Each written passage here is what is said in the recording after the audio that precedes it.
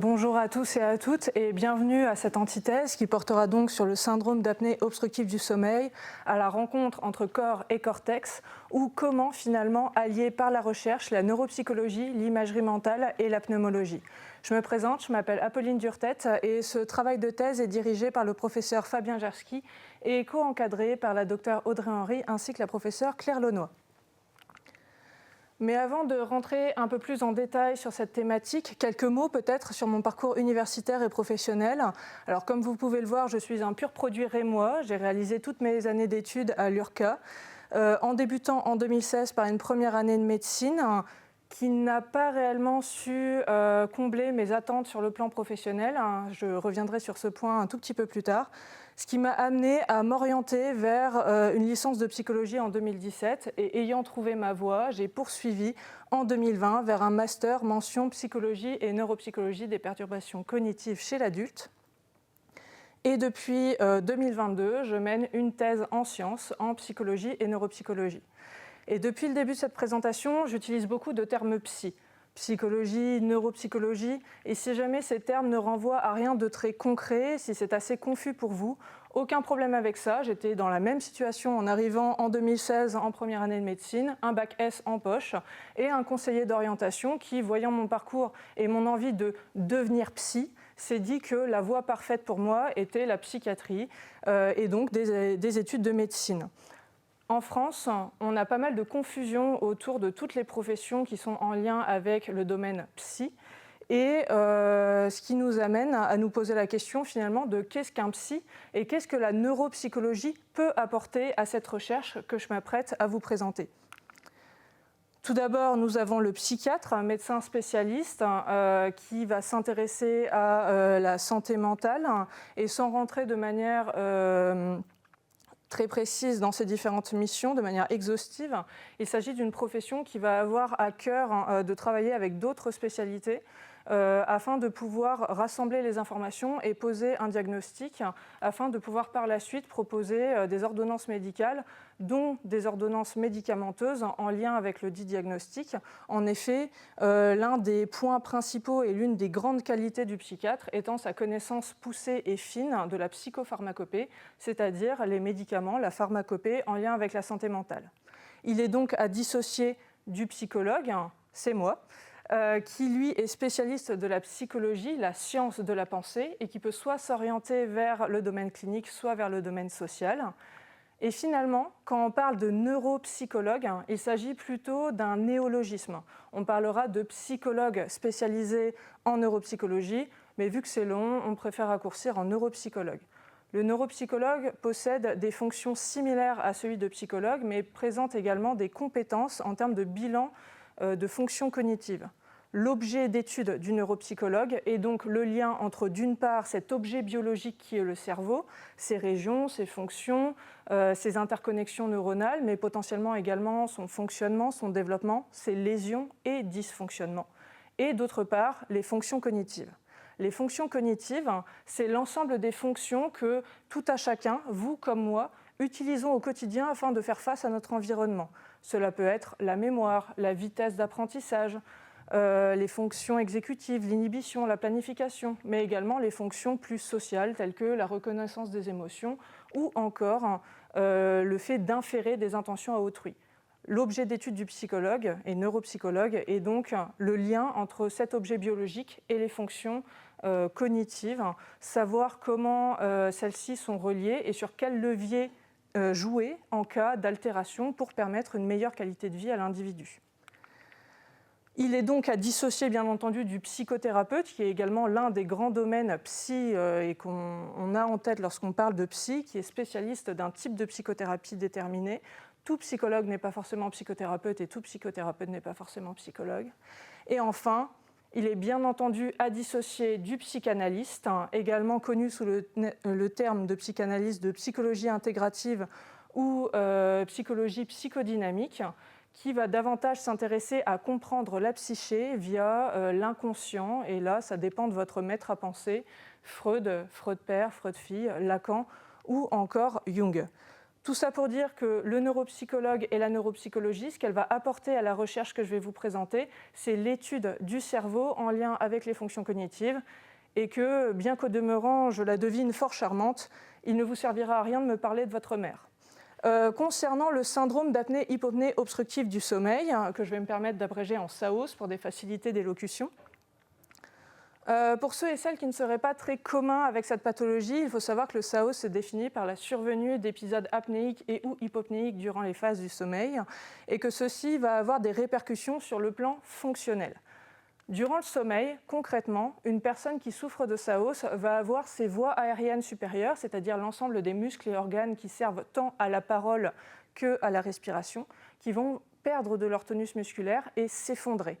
Cela va créer une obstruction des voies aériennes supérieures et empêcher le flux d'air d'atteindre les poumons, malgré l'effort respiratoire qui va persister. Et donc, cela va bien entendu entraîner une désaturation en oxygène, une hypoxie et une altération de l'architecture du sommeil. On mesure sa sévérité grâce à l'indice d'apnée-hypopnée, ou IAH. Et pourquoi je m'appesantis sur ce petit détail?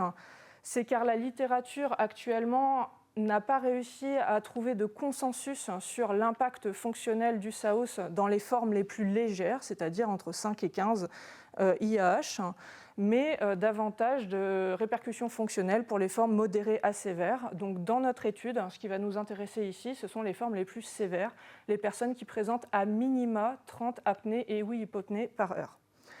Et la place du cerveau dans tout ça, où est-ce qu'elle est ? Eh bien, en plus de l'hypoxie qui va venir atteindre les structures du cerveau, en plus de l'altération du sommeil qui va engendrer de la fatigue chez les personnes qui souffrent de SAOS, nous avons pu mettre en avant que, en électroencéphalographie, en EEG, les personnes qui souffrent de SAOS présentent une altération de l'activité du cortex prémoteur. Le cortex prémoteur, c'est une région cérébrale qui fait partie du lobe frontal. En effet, lorsque vous prenez des sujets sains, des personnes qui ne souffrent pas de SAOS, et que vous les mettez sous une charge inspiratoire expérimentale, vous recréez de manière artificielle une charge obstructive. Ils présentent une activation du cortex prémoteur qui est similaire aux personnes qui souffrent de SAOS éveillées mais sans contrainte.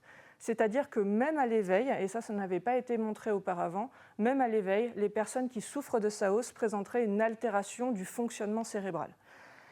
Et cette altération, elle va venir se répercuter sur les autres fonctions qui sont également dépendantes du lobe frontal.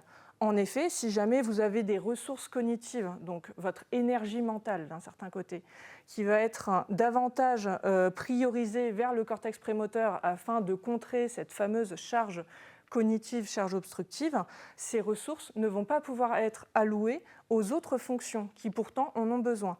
On peut donc s'attendre chez les personnes souffrant de SAOS à un déficit dans les fonctions exécutives, l'inhibition, la planification, la mémoire de travail, mais également en attention et mémoire de travail, je l'ai déjà dit. En dehors de ces altérations, parce qu'un déficit ne vient jamais sans un autre, ou un déficit peut en cacher un autre, comme vous voulez, les personnes qui souffrent de SAOS se plaignent régulièrement d'avoir des difficultés sur le plan interpersonnel, en termes de relations avec autrui, que ce soit au travail ou même avec des amis et de la famille. On peut donc s'attendre chez ces personnes à avoir des déficits en termes de cognition sociale. La cognition sociale, qu'est-ce que c'est ? C'est un ensemble de fonctions qui vont permettre à l'individu d'entrer en relation avec autrui, donc la théorie de l'esprit, le fait d'être capable de prêter des intentions à autrui, la reconnaissance des émotions, la perception sociale ou encore les biais d'attribution d'intention. Toutes ces fonctions sont potentiellement déficitaires chez les personnes souffrant de SAOS, mais à l'heure actuelle, seules 3 ou 4 études ont pu expérimenter et travailler ce sujet chez les personnes souffrant de SAOS. Il s'agit encore donc d'un vaste pan de la littérature qu'il reste à travailler. Si jamais je devais résumer donc les objectifs de cette thèse par rapport à la littérature, c'est de pouvoir travailler chez les personnes souffrant de SAOS la question de la cognition sociale, cognition non sociale, ce afin bien entendu de pouvoir leur permettre une meilleure qualité de vie. Une fois qu'on comprend quel mécanisme lie le cerveau et les fonctions, on peut potentiellement mettre en place des accompagnements et des thérapies. Cette thèse se distingue donc en 3 sous-objectifs. Le premier étant d'évaluer déjà quels sont les déficits de quoi on parle, quelles sont les fonctions qui sont davantage atteintes par le SAOS par rapport aux autres. Le deuxième, bien entendu, comme je vous le disais, faire le lien entre le cerveau et les fonctions, c'est le but du neuropsychologue.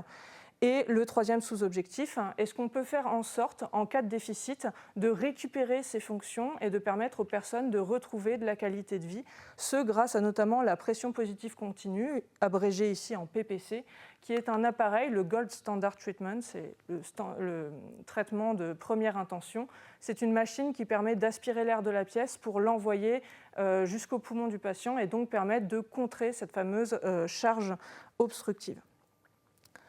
Tous ces objectifs, je pense que vous l'aurez compris, cela demande de la spécialisation et cela demande des qualités, des capacités qui vont être propres à chacun et ce qui nous amène à favoriser dans cette thèse et à mettre en avant l'importance de la multidisciplinarité. Tout seul, on n'arrivera pas à comprendre et surtout à travailler l'ensemble de ces objectifs.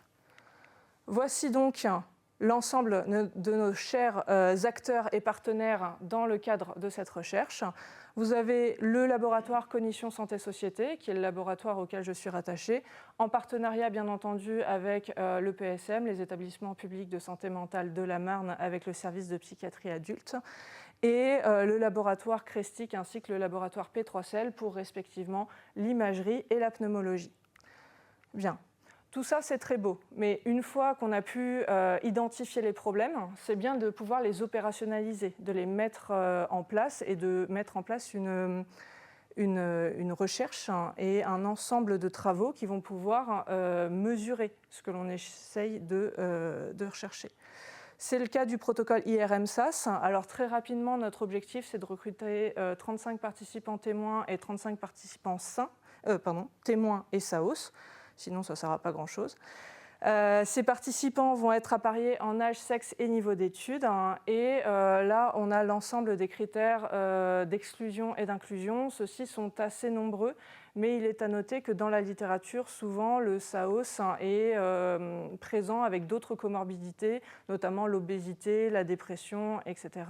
Et donc, c'est important de pouvoir contrôler ces différents facteurs pour qu'ils ne puissent pas venir impacter nos résultats. En termes de protocole, donc avec les objectifs que j'ai cités précédemment, comment est-ce que l'on va procéder ? On va tout d'abord demander à nos participants de réaliser une polygraphie ou une polysomnographie. Ce sont des examens donc, du sommeil pour voir si jamais on a un SAOS plus ou moins sévère. C'est la visite médicale qui va permettre de récupérer l'entièreté de ces données et des données cliniques. Cela sera suivi d'un bilan neuropsychologique d'environ 2 heures, 2 heures et demie, qui va évaluer à la fois la fameuse cognition non sociale, donc la mémoire, la vitesse de traitement dont je vous parlais, et également les émotions et le fait d'attribuer des intentions à autrui, la cognition sociale. Pour l'aspect neuro, on fait également une visite en IRM, donc c'est là que l'imagerie médicale rentre en jeu. Je me permets d'aller très très vite sur ce point-là, mais pour rentrer peut-être un peu plus en détail sur la procédure IRM, si jamais ça peut intéresser certaines personnes. Dans l'IRM, donc, nos participants vont tout d'abord faire des coupes au niveau anatomique. Ça nous permet de voir si jamais le SAOS va avoir un impact sur la structure même du cerveau, la matière grise notamment. On fait également des coupes haute résolution 3D-T1 et on va faire par la suite ce qu'on appelle une IRM fonctionnelle, c'est-à-dire qu'on va observer l'activité du cerveau du patient pendant qu'il va réaliser une tâche particulière. Cette tâche particulière, il s'agit de la tâche notamment BD, où vous allez avoir des suites de bandes dessinées qui vont raconter une histoire. Et cette histoire, cela va demander aux participants de prêter des intentions au personnage de la BD, donc on évalue la fameuse théorie de l'esprit. Également, en plus de la tâche BD, on fait une tâche NBAC qui évalue la vitesse de traitement, mais surtout l'attention sélective et la mémoire de travail. En effet, vous allez avoir des lettres qui vont défiler et dès que vous voyez la lettre qui vous intéresse, vous appuyez le plus rapidement possible sur les manettes qui vous sont à disposition dans l'IRM. Donc on a plusieurs niveaux de difficulté et à nouveau, on essaye de regarder si jamais on a des différences d'activation entre nos participants témoins et nos participants SAOS. Enfin, on fait également des coupes en imagerie au niveau des voies aériennes supérieures afin de voir si jamais ça a un impact sur ces dernières, ainsi qu'un resting state, c'est-à-dire une phase de repos Pendant 7 minutes, les participants ne font rien et pour ceux qui sont un peu familiers, on va explorer ce qu'on appelle le Default Mode Network ou tout simplement en français, l'activité par défaut du cerveau. Est-ce que par défaut, le cerveau va avoir une activité différente entre les personnes qui souffrent de SAOS et les personnes témoins? On fera également ces 3 dernières parties avec et sans pression positive continue. Ça nous permet de voir si jamais on a une différence d'activation avec et sans charge obstructive, avec ou sans charge cognitive. Et enfin, bien entendu, pour le 3e sous-objectif, pour voir si jamais on a un intérêt de la thérapie, on revoit nos patients à 4 mois, après 4 mois de thérapie par PPC, pour voir si jamais la PPC va avoir un impact au niveau comportemental, donc au niveau du bilan neuropsychologique. On leur refait passer le même bilan neuropsychologique. Voilà pour l'aspect méthodologique. Et après vous avoir servi cette longue présentation de la méthodologie, ça serait un petit peu dommage de vous laisser partir sans quelques résultats. Alors, je ne suis qu'en 3e année de thèse, je n'ai pas encore terminé l'entièreté des recherches, mais je peux peut-être déjà vous donner quelques éléments préliminaires, quelques premiers éléments de réflexion. Aujourd'hui, on est à 21 participants SAOS et 7 participants témoins. Étrangement, on a du mal à faire venir les personnes qui vont bien à l'hôpital. Je ne comprends pas, on est souriant et on offre le café, mais les gens ne veulent pas venir. Ce qu'on observe, c'est que les personnes qui souffrent de SAOS vont être plus ralenties par rapport aux personnes qui ne souffrent pas de SAOS. On a une moindre vitesse de traitement de l'information ainsi qu'une moindre inhibition, une difficulté à inhiber les comportements, ce qui est raccord avec la littérature actuelle sur le sujet. Et on a également des résultats tendanciels, c'est-à-dire qu'on a des difficultés assez minimes, mais tout de même présentes en flexibilité et mémoire de travail. Ça, c'est toujours raccord avec la littérature. Mais surtout, ce qui est important par rapport à ce que je vous présentais plus tôt, entre les liens entre le cerveau et les fonctions cognitives, c'est qu'au niveau cérébral, ce qu'on observe, c'est que dans la condition sans PPC, c'est-à-dire la personne est en présence de charge cognitive, on observe que les personnes SAOS vont présenter une suractivation de certaines régions. Les régions concernées, c'est le gyrus lingual gauche, qui est une région impliquée dans la reconnaissance des formes primaires, ce qui peut être en lien dans la tâche NBAC qui nous intéresse ici à la reconnaissance des lettres, et le temporal gauche, qui se situe juste ici, qui est une région impliquée dans la mémoire. Et donc, c'est toujours raccord avec notre tâche de mémoire de travail. Toujours dans la condition sans PPC, ici avec un niveau de difficulté supplémentaire, on est au niveau N2 de la tâche de mémoire de travail, on retrouve une suractivation pour le groupe SAOS, toujours dans le temporal gauche et cette fois-ci également dans l'orbitofrontal médian gauche, qui est une région en lien avec tout ce qui est inhibition, planification. On reste en lien avec notre tâche. Ce qui est intéressant, c'est que si jamais on a une suractivation, c'est-à-dire une activation différente entre le SAOS et le témoin quand on est en condition sans PPC, ces différences d'activation, elles disparaissent totalement lorsqu'on est en condition avec PPC. C'est-à-dire qu'on est bien en lien, on est raccord avec notre hypothèse de base que la PPC a permis un allègement de cette charge cognitive. Elle a permis de compenser la charge qui pesait sur les différentes régions et les ressources cognitives qui étaient exploitées par la suractivation sont réallouées finalement à d'autres régions pour pouvoir mieux réussir la tâche. Donc on a vraiment une vraie différence entre la condition sans PPC et la condition avec PPC.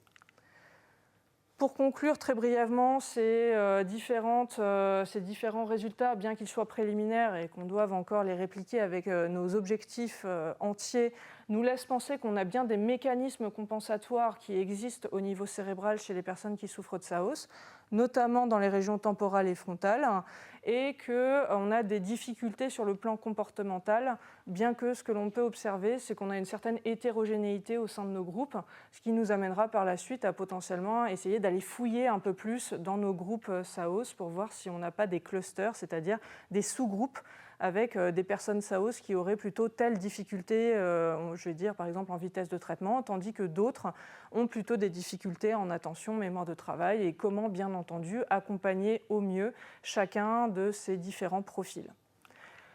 Nous sommes dans une présentation antithèse. Je vais donc également me permettre de conclure sur un petit point sur c'est quoi la thèse, quel est mon vécu de la thèse. Je le fais en images parce qu'en mots, c'est relativement compliqué et ça risque de prendre encore plus de temps. J'en ai déjà pris assez. La thèse, on le compare souvent à un marathon. C'est normal, ça ne sert à rien de sprinter pendant 3 à 4 ans, sinon vous allez vous essouffler. Et surtout, ce qui est très important, c'est pouvoir essayer de trouver un équilibre entre votre vie personnelle et votre vie professionnelle. La thèse, vous l'invitez chez vous, elle ne repartira jamais. Il faut réussir à essayer de dissocier les deux, même si c'est très difficile. Et ce n'est pas parce qu'on a le titre de psychologue que forcément on est immunisé face à tous les déboires, je vais dire, de la thèse. Dans ces périodes difficiles, il est hyper important d'avoir des ressources, que ce soit au niveau amical, familial et même professionnel, et ne pas hésiter à demander de l'aide. Ce n'est pas parce qu'on se destine à devenir enseignant-chercheur qu'on est fort et qu'on va réussir à surmonter toutes les épreuves tout seul. Ça ne se passe pas comme ça. Néanmoins, dernière image, si jamais on me proposait de refaire cette aventure dès le début, je pense que je prendrais quand même 5 minutes pour y réfléchir. Mais je dirais oui, quoi qu'il arrive à la fin, car vraiment cette aventure de thèse, ça m'a permis de progresser, ça m'a permis de me découvrir moi en tant que personne, mais aussi de me découvrir moi en tant que futur professionnel, de gagner en compétences, de gagner en relations, de gagner vraiment beaucoup de choses. Et donc je ne peux que le conseiller aux personnes d'essayer cette aventure si jamais vous vous sentez prêt à faire également quelques sacrifices sur le côté. On n'a pas des semaines de 35 heures, on n'a pas une santé mentale qui est forcément au top de sa forme tous les jours. Donc, si jamais vous n'êtes pas prêt à faire ce genre de sacrifice, un petit message d'un étudiant en dernière année de thèse, voilà, n'essayez pas, partez. Voilà, je vous remercie pour votre attention. Si jamais vous avez des questions sur le sujet ou sur la thèse de manière générale, surtout n'hésitez pas, je suis là pour ça.